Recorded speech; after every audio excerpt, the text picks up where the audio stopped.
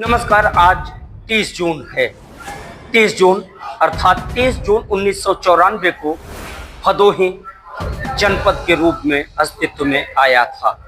तस्वीर को गौर से देखिए।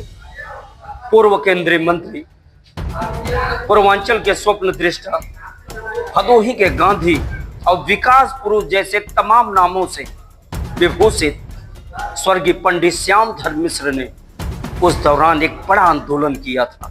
उस आंदोलन के फलस्वरूप कई वर्षों के संघर्ष के बाद भदोही 30 जून 1994 को जनपद बना और ज्ञानपुर जिला मुख्यालय। जनपद बनने के बाद क्या रही भदोही की तस्वीर, विकास का किस तरह का रहा पैमाना, हम आज की इस खास खबर में दिखाते हैं।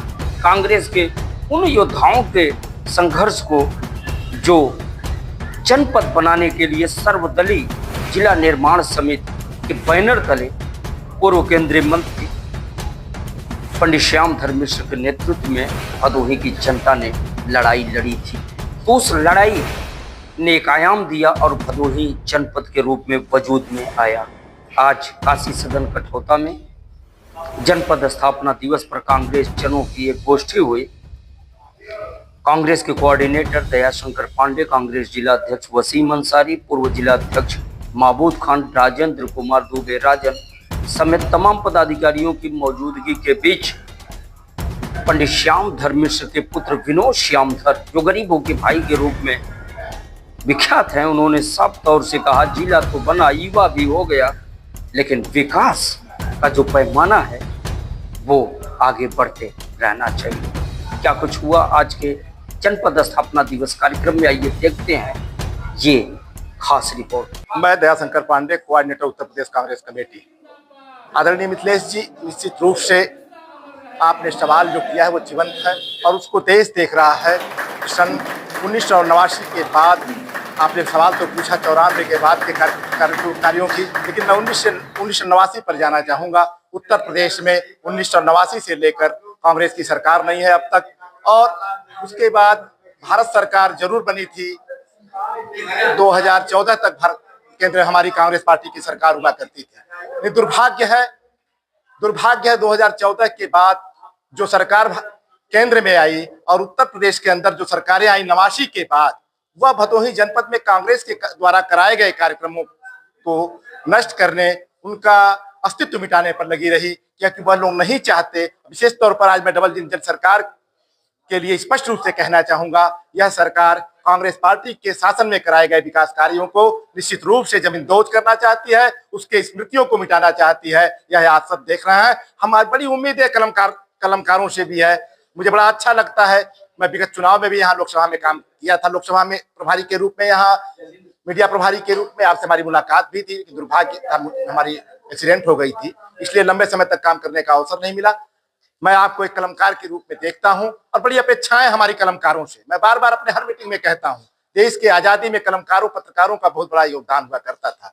आज पत्रकार, कलमकार निश्चित रूप से अपने उस स्वरूप को भूल चुके हैं। आज कहीं न कहीं पत्रकार और कलमकार जो गांधीवादी झोला लेकर के टहला करते थे, आज वो भी लग्जरी गाड़ियों और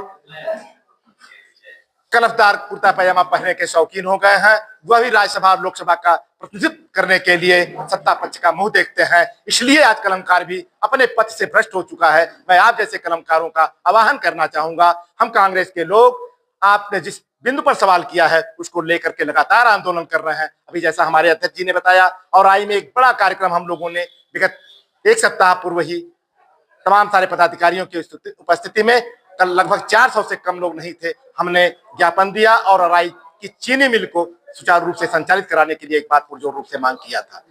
जनपद को 32 वर्षों बाद किस स्वरूप में देख रहे हैं आज की तारीख? युवा के रूप में, 32 वर्ष युवा के रूप में। अब युवकों का काम है इसको आगे बढ़ाना।